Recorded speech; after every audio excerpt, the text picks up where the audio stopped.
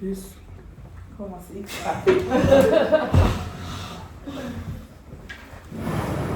vais faire après. Oui. Alors nous voilà. Bienvenue à cette émission incroyable. Bon, donc bonjour, vous allez bien? Oui, ça va très donc, bien. Je pense que vous pouvez vous présenter, juste votre nom, comment vous êtes rendu, tout ça, vos, genre, vous allez étudier en quoi pour vous rendre... OK, parfait. Mon nom, c'est Isabelle Lindsay. J'ai étudié en criminaux. Ouais. J'ai fini mon bac en 1999 et je suis à l'entretemps. J'ai fait aussi d'autres travails en même temps, mais je suis à l'entretemps depuis 7 ans.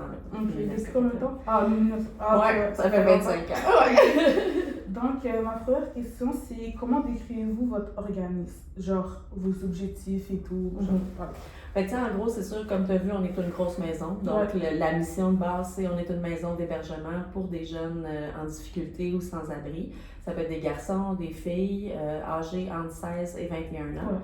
Le but vraiment de l'organisme, c'est d'offrir un répit, d'offrir une pause, un hébergement qui peut aller de 1 jour jusqu'à 6 mois. Fait que ça peut être autant comme une pause, quelqu'un qui est entre 2 appartements ou qui veut juste prendre un répit de sa situation, ou ça peut être quelqu'un aussi qui dit « Ok, j'ai le goût d'entamer des changements dans ma vie, j'ai le goût de prendre des choses en main », fait qu'il va rester à ce moment-là plus longtemps. Ça peut être toutes sortes d'objectifs, ça peut être retour au travail, à l'école, faire des travaux communautaires, refaire tes cartes d'identité, ouvrir un compte de banque parce que tu n'en as pas. Ça peut être toutes sortes de situations. Mais le but, au fond, c'est vraiment que les jeunes qui viennent habiter ici aient une pause puis puissent reprendre un peu d'autonomie sur leur vie pour améliorer leur situation, peu importe c'est quoi. Puis est-ce que quand ils viennent habiter ici, ils doivent payer le logement ou c'est genre... On charge un frais de 8 $ par jour. C'est ça. On s'entend que ça coûte plus cher que ça juste pour le déjeuner. Là, mais le but, c'est vraiment juste de... parce que parmi tous les aspects de l'autonomie, il y a le budget. Alors, chaque entrée d'argent du jeune va être budgétée avec lui, de dire, OK, prendre l'habitude de mettre de l'argent de côté pour payer ton hébergement. C'est normal, tu habites à quelque part que tu comptes. On cotise un peu, tu sais. Par contre, on ne va jamais refuser un jeune parce qu'il n'y a pas d'argent. La plupart des jeunes qui arrivent ici, c'est parce qu'ils n'ont pas d'argent. C'est plus au niveau de quand tu vas avoir un premier chèque d'aide sociale, quand tu vas trouver un travail, on va budgéter les payes avec toi. Puis le but, c'est qu'ils apprennent justement à mettre de l'argent de côté pour le logement, mais aussi pour son transport, pour son savon à linge, tranquillement, acheter sa vaisselle. Quand il arrive, il n'y a rien, on va tout prêter. L'aider à genre devenir autonome. Exactement, c'est ça le but. Puis est-ce que vous le donnez leur genre le déjeuner, souper et tout, ou c'est genre lui qui le fait lui-même? Déjeuner, c'est eux autres qui le font eux-mêmes. Ils ont des toasts, des céréales, toutes sortes de choses qui peuvent se faire. Les repas du midi puis du soir, c'est 3 intervenantes au fond qui font d'autres choses aussi dans la maison, mais qui se partagent la tâche de planifier, faire l'épicerie et faire les repas. On va toujours essayer qu'elles soient accompagnées par des jeunes en faisant le menu, en faisant l'épicerie. Regarde, ça c'est un bon spécial, toujours dans le but de après. Puis aussi de cuisiner avec les jeunes parce que dans le but que quand ils vont être en appart, ils mangent d'autres choses que du crabe de noix. C'est bien bon, mais comme, c'est le fun de pouvoir faire d'autres choses aussi. Puis aussi, il veut pas, quand un jeune dit « Ah, moi, j'aimerais ça faire goûter à tel plat de ma culture » ou bien « Ah, ma grand-mère, elle faisait un macaroni de telle façon, puis j'aimais tellement ça ». Le jeune est fier aussi de partager avec les autres une recette, fait il y a tout le côté intervention, puis contribuer à la vie de groupe aussi qui vient travailler on the side. C'est bon. Fait que c'est ça. C'est toujours dans l'idée de plus que tu participes. On a des jeunes, ils vont à l'école puis ils travaillent puis ils sont comme ici 2 heures par jour. Fait que c'est comme, OK, on va pas t'obliger à le faire, mais quand tu as un temps libre dans ton horaire ou les fins de semaine aussi, il y a toujours place à « Ah, j'ai goût de faire des muffins ou quelque chose. » Ben parfait. C'est nice. OK. Vous avez combien d'employés et quels sont leurs rôles? On a 12 employés. On est 2 personnes au niveau de l'équipe de direction. Puis tout le reste des intervenants agissent sous le chapeau intervenant psychosocial. Dans la vraie vie, eux autres, ils viennent de différentes formations, que ce soit criminologie, travail social, éducation spécialisée, intervention en délinquance, ça peut être toutes sortes de formations, mais on travaille tous dans le même objectif. Au fond, il y a des intervenants de jour, de soir, de nuit, 24 heures sur 24, 24, 7 jours sur 7. Donc, c'est sûr qu'il y a certains intervenants qui vont avoir des corps de travail comme spécifiques. Là, puis, c'est sûr que la personne qui est de nuit, ben, elle ne peut pas vraiment suivre de dossier de jeune. Mais, par contre, elle va jaser avec le jeune qui a de la misère à dormir la nuit, puis elle va écrire dans son dossier. Fait que, comme tout le monde est quand même en équipe pour suivre les jeunes. Puis je te dirais, ben c'est ça, quand c'est un milieu 24/7, ça prend à peu près 12 personnes pour... Puis on a des intervenants, tu sais, tous nos intervenants suivent des dossiers, mais plusieurs d'entre eux ont aussi d'autres mandats. Tu sais, comme je te disais, il y en a 3 qui ont le mandat des repas. Il y en a 2 qui s'occupent du travail avec la famille, avec les parents, les ateliers de parents, essayer de travailler soit un retour ou une amélioration des relations avec la famille. Il y en a qui vont s'occuper du post-hébergement, c'est-à-dire les jeunes, une fois qu'ils sont partis, ben, des fois ils reviennent juste jaser, ok, c'est cool, mais tu sais, d'autres fois c'est comme, ok, ça prend un petit peu plus d'accompagnement pour que ça fonctionne dans l'appartement. Fait que d'aller visiter, mettons, une fois par semaine au début, voir y a quelque chose dans le frigidaire, sent-tu l'air propre, tu sais, comme on va essayer de, justement, parce qu'on se rendait compte avec le temps qu'il y avait plein des jeunes qui revenaient nous voir à un moment donné, hey, ça va pas. Mais tu sais, ils attendent d'avoir le mur comme ici avant de demander d'aide. Puis on est comme, ça aurait tombé été le fun que tu viennes nous voir un mois, on aurait eu une marge de manœuvre, ben là, on n'en a pas. Fait que c'est un peu le but de ça, c'est de voir venir les problèmes pour qu'on puisse intervenir avant. Fait que c'est ça, on n'a pas. C'est beaucoup des rôles assez complémentaires puis qui sont en interaction les uns avec les autres. Mais à tous les mercredis après-midi, toute l'équipe se voit ensemble puis on discute de tous les jeunes. Oui, c'est ça. Donc, comment ça va cette semaine, ce jeune-là? Il y a l'inter qui fait le suivi, qui fait les rencontres hebdomadaires, qui dit moi, je travaille ça. Mais tu as toutes les autres qui disent ok, ben moi, sur mon chiffre, la fin de semaine, c'est complètement différent comment ça se passe. Ou la nuit, il dort pas beaucoup. Tu sais, comme de vraiment pouvoir avoir une vision complète puis de se dire ben on s'enligne dans cette direction-là. Comme ça, on est cohérent dans ce qu'on dit. Puis est-ce que vos employés, c'est plus des filles ou des gars ou c'est vraiment mixé? Je te dirais que d'habitude, il y a plus de filles que de gars en relation d'aide. On est chanceux, puis je touche du bois pour que ça reste comme ça. Là, on a à peu près 4 gars dans l'équipe sur les 12. Là. Fait que c'est quand même pas pire. Ça a de l'allure. Puis, parce qu'il y a quand même, je te dirais, 70% de notre clientèle qui sont des gars. Ils ont aussi ce besoin-là de hey, on va faire du sport ou hey, body. Tu sais, comme il y en a des jeunes avec qui tu le vois que, ok, tu sais, hey, il y a tellement un beau contact avec le gars de fin de semaine, tu sais, puis c'est ça rajoute vraiment une dynamique. Fait que, je suis contente de dire qu'on a quand même des gars dans notre équipe. Puis même les âges sont assez variés. On a autant du monde qui ont comme début vingtaine que du monde qui sont plus proches de la retraite. Là, fait que, pour ça aussi, c'est dépendamment des jeunes, il y en a qui vont plus cliquer avec ok, ben si quelqu'un un peu plus de mon âge, je me sens compris. Puis il y en a d'autres, ça va être plus comme ben non, j'ai l'impression que cette personne-là est plus vieille, elle sait où qu'elle s'en va, ça me fait plus penser à ma mère ou whatever. Tu sais, comme. Fait que, toutes les.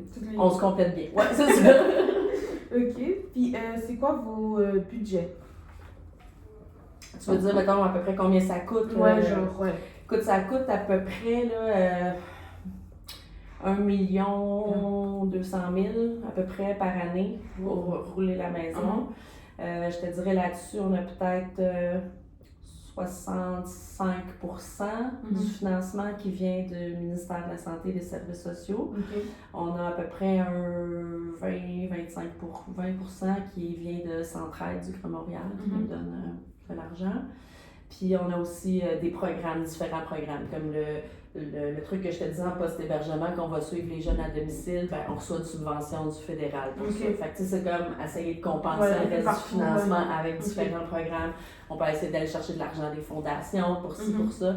Mais l'enjeu avec ça, c'est que tout ce qui est comme de l'autofinancement ou des fondations, ils veulent toujours comme un projet spécial. Comme, tu peux pas juste dire, ben non, mais c'est juste pour payer mes inters pour qu'ils fassent leur job. Alors que c'est ça la mission de base. T'sais. Les jeunes, c'est bien fun des activités, c'est bien fun ci pis ça, mais tu sais, comme s'il n'y a pas d'intervenant qui est là pour faire la job, ça donnera rien. Là, t'sais. Mais bon, c'est ça. Fait que ça, c'est le gros enjeu des organismes communautaires. Avoir un financement qui est stable et récurrent pour pouvoir justement penser plus qu'1 an d'avance ou 2 ans d'avance. Là, compréhensible. Quels sont vos services offerts dans votre organisme? On fait beaucoup, l'hébergement, ça c'est sûr, pour tout le monde qui est là. On va offrir du travail, dépendamment de c'est qui le jeune, puis c'est quoi qu'il a besoin de travailler. On n'est pas, comme je dis souvent, on n'est pas des spécialistes de rien, mais on est des généralistes de plein d'affaires. Tout ce qui est emploi, le travail à la famille, l'accompagnement pour des démarches en immigration, ça, on va beaucoup travailler avec des organismes partenaires parce que c'est vachement compliqué, dépendamment du statut du pays, de quel visa tu es rentré, puis tout ça. On va travailler aussi beaucoup au niveau le retour à l'école, fait que, tous les partenaires qu'on peut avoir autour, on va le faire. Puis comme je te disais tantôt, les ateliers avec les parents, le soutien à la famille, c'est un volet important. Tout l'aspect vie communautaire aussi. Oui, c'est un hébergement, mais il y a aussi des activités, des rencontres de groupe, des sorties, un camp d'été, des cuisines collectives, une sortie à cabane à sucre, un party de Noël. Fait qu'il y a une vie aussi dans la maison qui se passe. Puis il y a le côté, comme je te disais, post-hébergement. Ça a l'air bien niaiseux là, de dire qu'on s'occupe quand même des jeunes une fois qu'ils sont plus là, mais on héberge à peu près une centaine de jeunes par année. On en suit environ 75 en post-hébergement. Fait que c'est presque aussi gros comme volume. C'est sûr que c'est pas à tous les jours, mais à toutes les semaines, on voit des anciens, puis les intervenants ont des démarches à faire avec eux autres pour justement que ça continue de se maintenir. Puis c'est quoi les démarches qu'il faut faire pour venir héberger ici? Genre, ils font juste venir comme ça, puis vous donnez directement une chambre? Non, d'habitude, ça passe par une entrevue téléphonique. Dans l'entrevue, au fond, on va regarder avec le jeune c'est quoi sa situation, puis qu'est-ce qu'il voudrait venir faire à l'entretemps. Parce que c'est sûr qu'il est obligé de vouloir faire quelque chose. Dépendamment de c'est quoi les conditions, puis c'est quoi le profil du jeune qui arrive, des fois, on en a qui vont au cégep, qui travaillent, que ça roule, Puis il y en a d'autres, s'ils ont fait 2 appels dans la journée, là, ils sont au maximum de ce qu'ils ont pu donner, puis ils sont comme épuisés, là, Fait qu'on va vraiment essayer de voir, OK, c'est qui le jeune, il est dans quelle situation, lui, c'est quoi ses objectifs, sur quoi il veut travailler, où est-ce qu'il veut aller après l'entretemps, est-ce qu'au niveau de son occupation, il est plus, j'aimerais se retourner à l'école, il va-tu déjà à l'école, c'est-tu plus des ateliers vers l'emploi, s'il n'est pas prêt à l'emploi, c'est quoi qu'il peut avoir comme occupation. Puis au niveau relationnel aussi, justement, j'ai-tu juste des amis de consommation, je suis capable de gérer ma colère, mon estime de moi, ça va comment, tout cet aspect-là.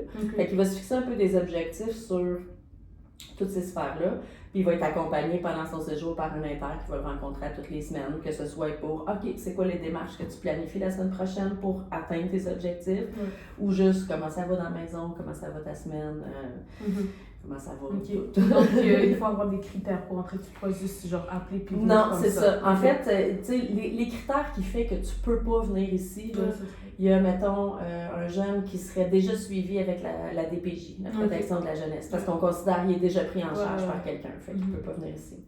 Un jeune qui a vraiment des trop gros problèmes de consommation. La plupart de nos jeunes consomment, mais c'est pas problématique pour 100% d'entre eux. Là, fait que si on arrive au constat que tu te lèves jamais le matin, tu n'es pas capable de garder tes jobs, tu respectes pas ton budget, tu es tapique de même avec les autres parce que tu es en lendemain de conso, ça se peut qu'on te dise, hey, peut-être toi tu n'as pas le goût de le travailler, là, mais nous autres, c'est ça qu'on voit qui prend toute la place. Fait que, si tu veux pas, tu reviendras quand ce sera, tu reviendras comme un autre séjour, tu sais, pour vrai, les jeunes, ils ont droit à plusieurs séjours dans leur vie, fait que, tu sais, c'est comme... Puis, un autre critère, il y a aussi au niveau de la santé mentale. Il n'y a pas de problème à ce que le jeune ait un diagnostic, une médication, pas de souci. C'est juste le critère de minimum de stabilité. Le jeune, il faut évidemment pas qu'il soit dangereux pour lui-même ou pour les autres. Puis, il faut qu'on soit capable d'être en contact avec lui. Le jeune qui n'est pas là pendant tout, là, comme il faut penser au coloc de chambre aussi, là, son deux par chambre. Fait que c'est comme, fuck, tu veux pas imposer ça à l'autre personne non plus. Là, fait que ça, c'est un des critères d'exclusion. L'autre critère, il va y avoir les jeunes filles qui sont enceintes de plus que 16 semaines. Parce que là, on ne sera plus au niveau d'un avortement potentiel. On va plus l'accompagner vers une ressource où est-ce qu'elle va pouvoir avoir son bébé et rester avec son bébé après.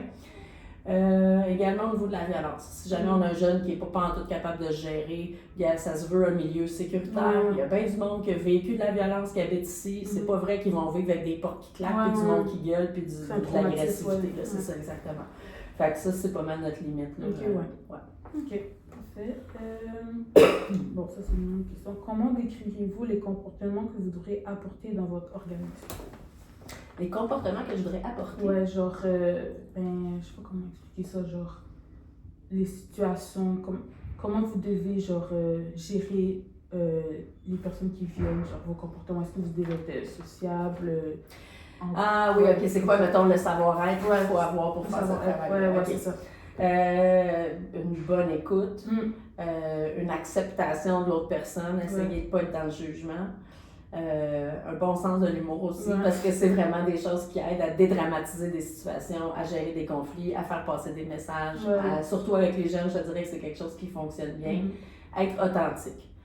Les jeunes le savent. Quand tu es fake avec quelqu'un, tout le monde le sait dans le fond de lui-même, tu le sens. Puis ça, ben, c'est bien plate, mais ça marche pas pantoute avec ouvre ton cœur puis livre-moi ta vulnérabilité. Si tu sens que l'autre personne est fake puis il est pas comme vraiment sincèrement intéressé, sincèrement volontaire à t'aider, ça te tente pas de t'ouvrir. Fait que je te dirais que c'est vraiment ça les principales qualités. Avoir une bonne capacité d'adaptation, puis surtout dans un milieu de vie, avoir une capacité à gérer plusieurs choses en même temps. Parce que là, tu as le jeune qui vient te demander de débarrer le lait. L'autre, là, ma chambre est débarrée, je sais pas pourquoi. Ben, ça devait être parce que c'était le bordel. Ah, là, il y a telle affaire en bas. Fait que, tu sais, comme pouvoir gérer plusieurs trucs en même temps. Là. Puis pouvoir travailler en équipe. Ça, c'est sûr. Parce que tu t'en sors pas tout seul dans une maison. Puis si t'es pas capable de travailler en équipe, ben, ton équipe va se faire monter sa tête. Parce que les autres sont capables de travailler en équipe. Comment, ça vous avez déjà répondu à la question, comment assurez-vous la suivi des jeunes qui résident ici? Oui, c'est ça, avec un intervenant marraine. Il y a un deuxième inter qui est là aussi quand le premier inter n'est pas là, ou s'il y a des vacances, ou s'il y a une absence maladie pour qu'il y ait quelqu'un d'autre qui est au courant du jeune. Mais en même temps, chaque jeune est libre de parler avec n'importe qui. Si le jeune il s'entend super bien avec la personne de fin de semaine ou il trouve qu'il y a des belles conversations avec la personne de nuit, pas de problème. Tu parles à qui tu veux, puis nous autres, on va juste ramener ça en équipe. Est-ce que vous avez des collaborations avec d'autres organismes ou des réseaux sociaux? Oui, ben, comme je te disais tantôt, au niveau de l'immigration, c'en est un. Au niveau du Carrefour Jeunesse Emploi, pour travailler l'employabilité. Comme je te disais, on est des bien bons généralistes, mais comme on n'est pas spécialisé dans rien, c'est important de faire le pont avec les autres ressources aussi. Que ce soit Virage au niveau de la toxico, le CJE, whatever, d'autres maisons d'hébergement même. Tout ça parce que, on n'est pas spécialisé, puis surtout, deux, pour que le jeune puisse se créer un filet autour de « Ah, il y a telle ressource qui fait ça si j'ai besoin, il y a telle ressource qui peut m'aider dans tel aspect. » Parce qu'on est bien fin pis tout, mais si à un moment donné, le jeune, il nous aime plus, mettons qu'il est fâché contre nous, si tous ces services sont comme reliés à la même place, ben, il se retrouve un peu mal pris. Tandis que ben là, s'il veut plus rien savoir, il sait quand même qu'il a déjà rencontré du monde ailleurs, il sait que tel organisme existe, qu'il y a Macadam, mettons, qui sont des travailleurs de rue qui peuvent vraiment l'aider dans plein de situations. Fait qu'ils vont avoir comme connu d'autres ressources aussi. Il y a d'autres centres d'hébergement ici à Longueuil? Oui, il y a d'autres maisons d'hébergement, pas exactement dans la même tranche d'âge que nous autres. Il y en a des plus vieux, puis il y en a une qui est plus jeune, mais qui est associée avec la DPJ. C'est un peu moins. Mais tu sais, à Montréal aussi, il y en a d'autres maisons, d'autres auberges du cœur, fait qu'on va souvent changer des jeunes aussi. Quelles sont les règles de vie dans votre établissement? On a un code de vie que le jeune doit lire et bien comprendre avant de s'engager en séjour. Généralement, c'est des règles au niveau du cadre puis d'une bonne colocation. C'est rien d'extraordinaire, mais il y a quand même des heures d'entrée durant la semaine, durant la fin de semaine. C'est 10h30 la semaine, 2 heures si t'es mineur, 3 heures si t'es majeur la fin de semaine. Ils ont le droit de découcher, mais ils ont une tâche à faire à tous les jours. Mettons, tu as la toilette à laver à tous les jours, tu es responsable de faire ta tâche, de la faire vérifier par un intervenant, puis que l'intervenant y assigne.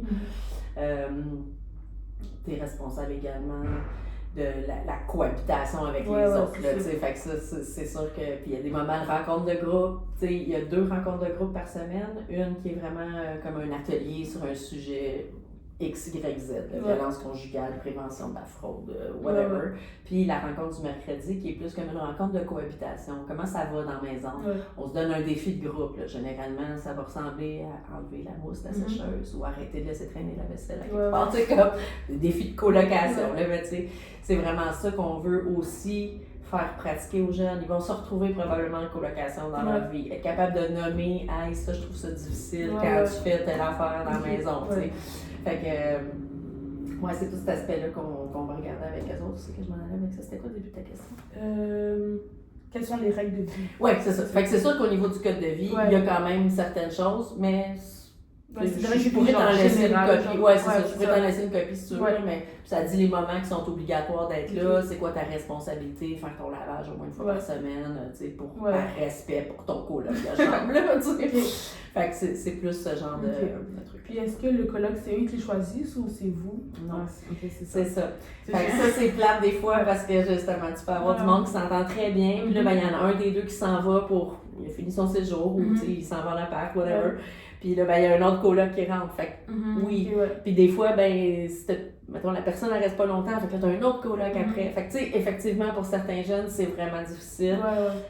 Mais c'est également une maudite belle pratique pour la gestion de conflits, pour faire respecter ses limites.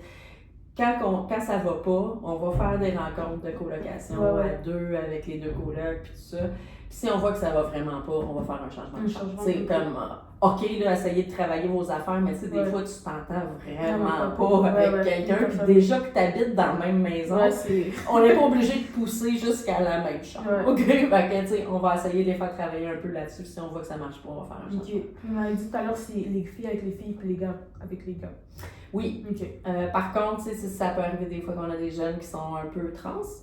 Fait que dans ces cas-là, on va demander aux jeunes, tu te sens-tu plus confortable de partager ta chambre avec un gars ou avec une fille? Puis après ça, dépendamment de la réponse, on va aller voir nos gars ou nos filles. On va dire, on a quelqu'un qui va arriver qui est trans.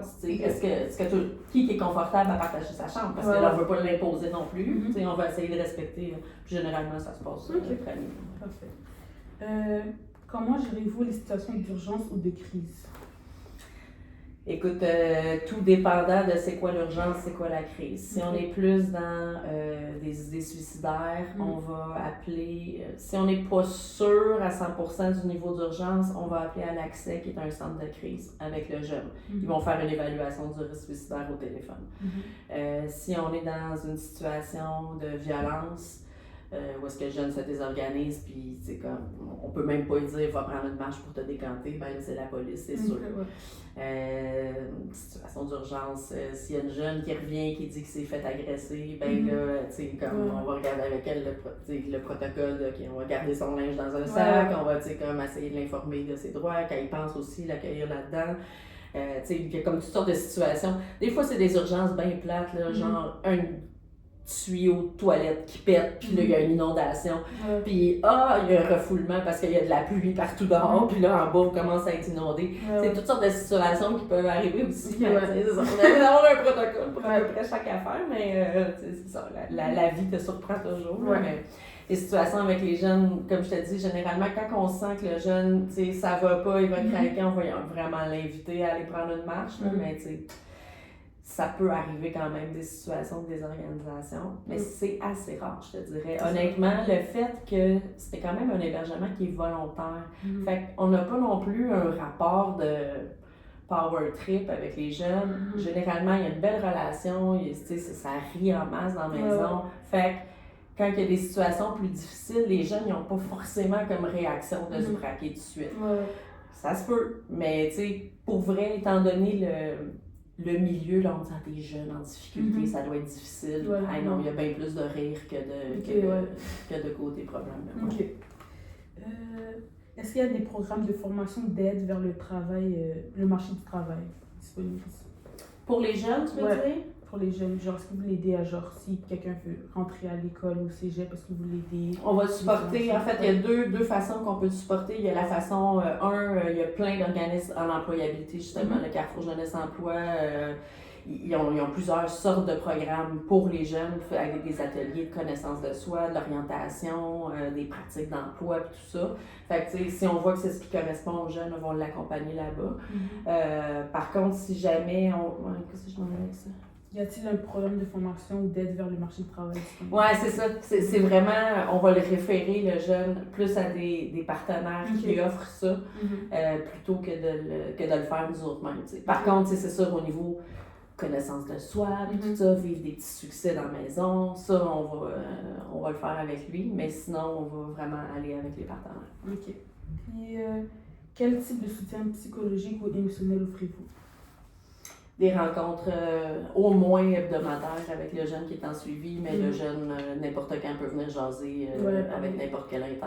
Effectivement. C'est l'avantage d'avoir une présence 24/7. C'est que peu importe le moment où est-ce que ça file pas, ou où est-ce que ça file bien. Des fois, c'est juste partager un succès, des fois, c'est comme je suis tombée fière de moi. Puis, c'est cet aspect-là aussi. Le supporter dans tout. Oui, c'est ça. L'écouter. Ouais. OK.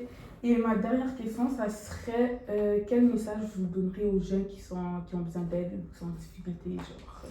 De ne pas hésiter de garder la croyance qu'il y a du monde qui sont préoccupés par leur sort. Que c'est pas comme parce que tu es en rupture avec tout ce qu'il y a autour de toi que tout le monde se fout de toi.